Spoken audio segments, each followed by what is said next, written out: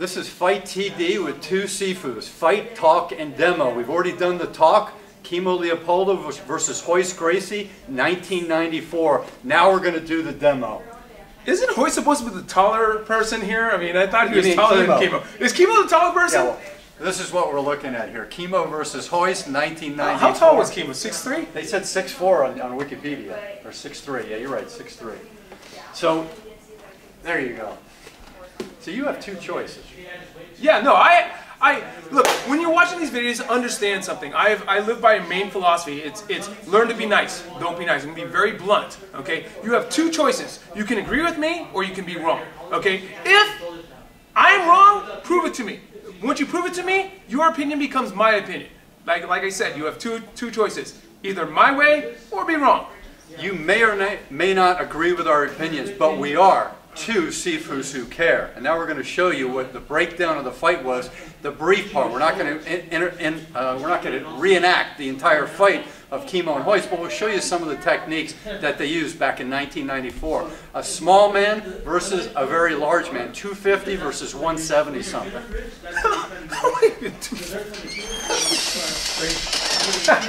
Into the octagon we go.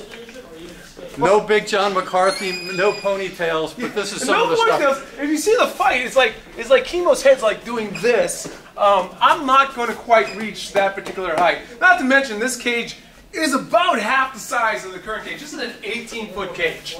So Big John McCarthy starts him off, man in charge. Are you ready? Are you ready? Get back in your corner. Get back in your corner.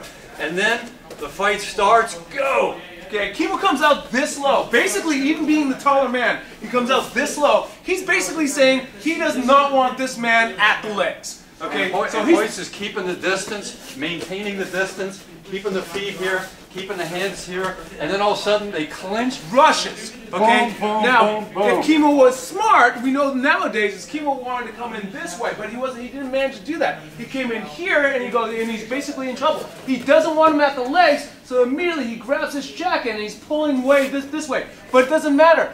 What happens is that Royce gets his head underneath his chin like this, and he starts driving him up, making Kimo very tall.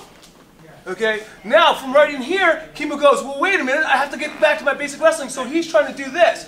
Now, I have to be honest with you, I don't know his wrestling capability at this time. I'm not sure if he's trying to frame out this way, or whether he was trying to go for a basic wrestling pummel. Wrestling pummel would have been the wiser choice here, but hey, 20 years later, what are we going to say? All right, so continue. Royce moving in, trying to get the angle, using lots of energy. Kimo using lots of energy. Royce tries to pick the leg, tries to do different things, not able to take the bigger man down, and then eventually they go to the ground. Okay, one of the things that we just got done arguing about is that we came up Royce came up nice and tight, and then all of a sudden came in, bam, headbutt. Now he says this caused some blood. I said no, that didn't. Okay, so what happened is that Royce managed to get a body lock, and we started going down. So what happened is he goes body lock, boom, starts going down, and Kimo managed to get a pummel this way and managed to take the back. Okay, and amazingly enough, started to stretch Royce out. Now, if Kimo actually had any degree of grappling, he would have stayed on top right here. But instead, he panicked, felt like he was in a good position, and held on. Well, when he held on, boom, this happened. Okay, you got to completely roll on this one. Completely roll, completely roll. There we go. Okay, so we roll. Okay, Royce managed to get on top, boom, boom, boom, into a mount. Kimo panics, okay, and Kimo rolls. And now we're here. And then Royce starts doing his elevation techniques. Okay, controlling it where the hip is. Now, one of the things I observed, and this is nothing personal against Royce, but we can observe this now these days, is that Royce's grappling in this particular position was very interesting. I was making a comment that he was making mistakes that even a blue belt wouldn't make these days. In other words, he wasn't getting his hips and turning his hips. He was trying to control this hand out here, okay, ready for punching, and he's trying to get the armbar at the same time. So he's trying to get the armbar, but he never gets an angle. Okay, in order to be able to get this, what he needs to do from right here, he needs to turn here and finish this. Okay, but he never turns his hips. Okay, now... What do you think? Worrying about the punches?